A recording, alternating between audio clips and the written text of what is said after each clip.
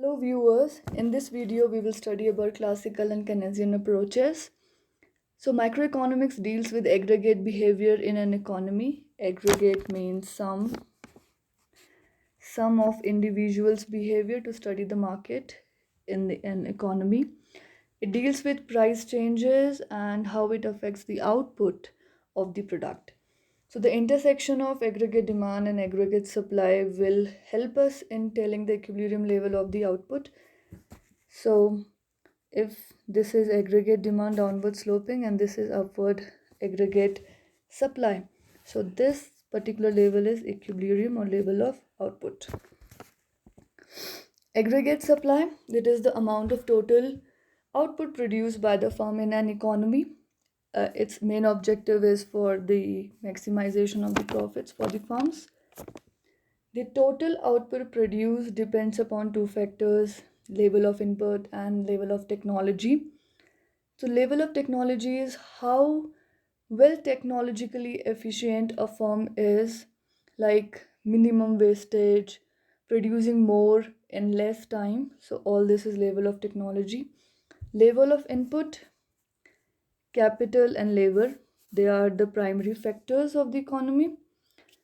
There's a direct relation between labor and the wage rate. If wage rate increases, labor will tend to work in that firm, they will put more working hours.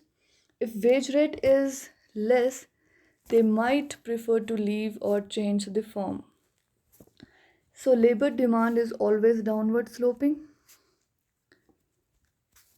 as per the wage. If wage is y-axis and labor is x-axis. So interaction of supply and demand curves of labor and equilibrium wage rate is determined. So wage rate is measured in nominal and real terms. Nominal is monetary terms and real terms means the wage adjusted for a price change, like P upon wages. So it is like it adjusted as per the market demand. So aggregate demand is total demand of goods and services in the market, in the economy, and aggregate demand is always downward sloping. Now this Q, it is actually QD, equals to C plus I plus G plus X minus M. C is consumption, I is investment, G is government expenditures, X is export and M is import. If imports are more than export, then it is known as deficit. So all the nations prefer exports to be more than imports. If there is no international trade, then this can be taken as zero. Now equilibrium of price and output. So through this graph, we understand that change in price results in change in demand and so the supply of the output. So price, aggregate demand, aggregate supply, they all are interrelated. If price increases, demand will decrease and so the supply of the product. Circular flow of income, very important and very easy to understand. So in this there are three components: main, household, firm and government. Household supply labor and capital. So when household invest some of their income in consumption, they purchase some goods from market.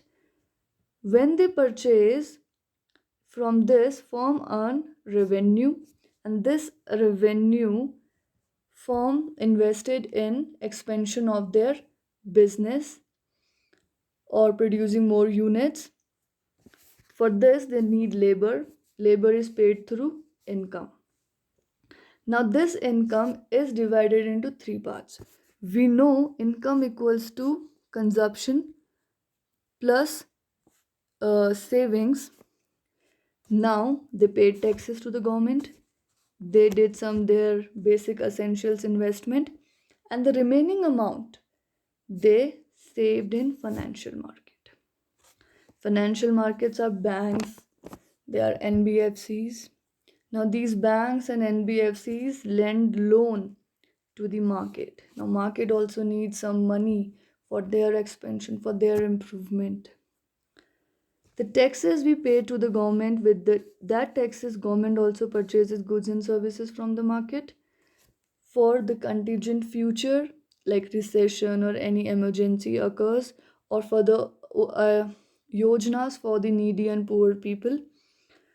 If government's expenditures increase their income, if government's expenditures are more than their income, then it is no then government also buys from financial markets, and that is known as government deficit. So this what is a circular flow of income, like each and every party is dependent on one another. Now various schools of thought, so there have been many economists who has given their ideas, who has researched on how to build a strong economy for a nation. So there are two important school of thoughts, classical and Keynesian.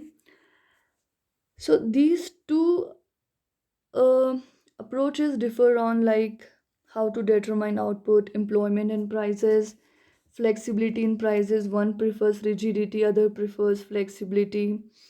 Then there is dichotomy between real sector and monetary sectors, like some prefer change in the market and then decide on pricing, and some are on fixed side like monetary terms and all.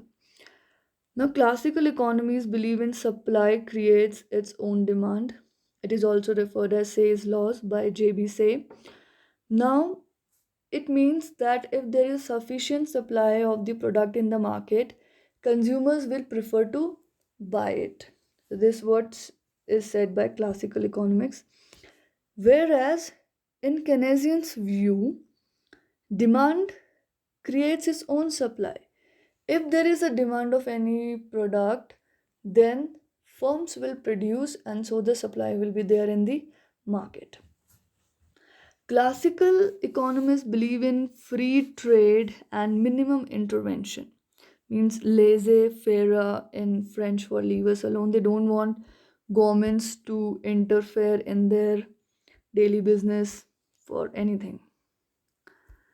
Classical economists believed that the aggregate supply curve is vertical so that there is no change in equilibrium level of output and employment. So now classical economists believe that AS is vertical. Whether there is change in demand or price, anything, any market change, but the supply will be vertical, it will be constant. So now here price is changing, and so the demand is also changing of the output, but the supply is same. So this also has its own drawbacks, like extra supply needs extra raw materials, extra cost is incurred, and if it is not consumed, then again it's a total wastage. Now classical now in Keynesian approach points out that in short run there are prices and wage rigidities, so that the prices and wage rate do not decline when there is a downward shift in aggregate demand. Now Keynesians approach believe that there is a rigidity in short run, and if there is any downward shift also price and wage rate will not change. Now it has its own drawback. How?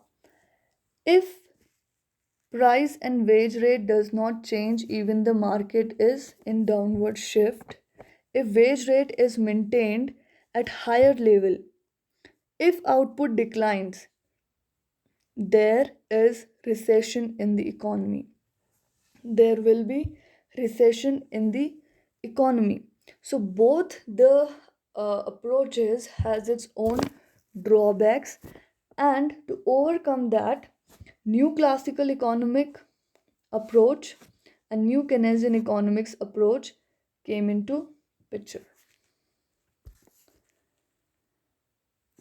Consumption, expenditure, and saving. We know that income equals to saving and consumption. So there are two concepts: APC, average propensity to consume, and MPC, marginal propensity to consume. APC is defined as the ratio of consumption expenditure to income, C upon Y. Whereas MPC is defined as the amount spent on consumption out of every additional rupee earned. We'll see it with the help of example. Now APC, you see C upon Y. If our consumption is, let's say, 8,000 and income is 5,000, our APC will be 6.25. Alright. Now if we see about MPC, we know MPC equals to change in consumption upon change in income. So if suppose change in income is 65 and our income increased by rupees 100, so our MPC will be 0.65. So this is how we calculate APC and MPC. Now C remains between 0 and 1 always, and it is never negative. Why we say it like that, that it is never negative? Because even if we earn 0 money, still there will be some basic expenditures we will be making. Either we will borrow or we will withdraw from our previous savings. But even if we will earn 0 income, there will be some basic expenditures we will be making. Therefore, we say consumption is never 0 and it is always between 0 and 1. Now, according to this graph, we drew a line at 45-degree consumption function. So as per this graph, the consumption we make, the change in our consumption will change the level of output. Means if our consumption is increased, we will tend to save less. If our consumption is less, we will tend to save more. Similarly, now in saving functions, in this, if we talk about C1 and Y1, so it means here is C equals to Y, that whatever we earned, we consumed, and if we change our income or our consumption, so does our output will be changed. In saving function, if our expenditures are less than Y1, it will be dis-saving, like we are not saving at all and we are expending or we are consuming from our previous savings. And if at Y1 it is like whatever we consumed, whatever we earned, we consume, so there is no saving. When it is more than Y1, it means we are consuming less and saving more. Fixed price Keynesian model. So as we discussed earlier, that Keynesian model focused on price rigidity, so that the adjustment takes place through changes in output level. So in this graph, we drew a upward sloping line at 45-degree, and let's suppose our consumption is C, and there is an additional expenditures I and G, so it total is our aggregate demand C plus I plus G, and in this this particular equilibrium is the output Y1.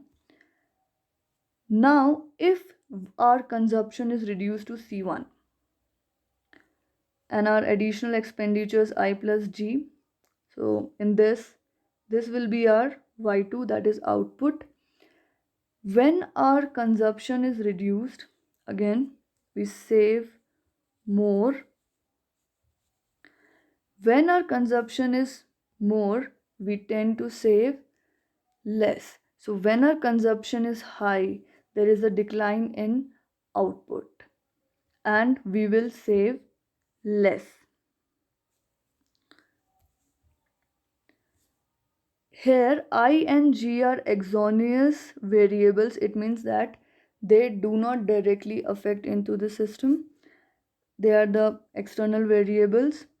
And aggregate demand, if there is a change in CIG, therefore increase in business investment or government expenditure will increase aggregate demand, and thus the equilibrium output will increase, and vice versa.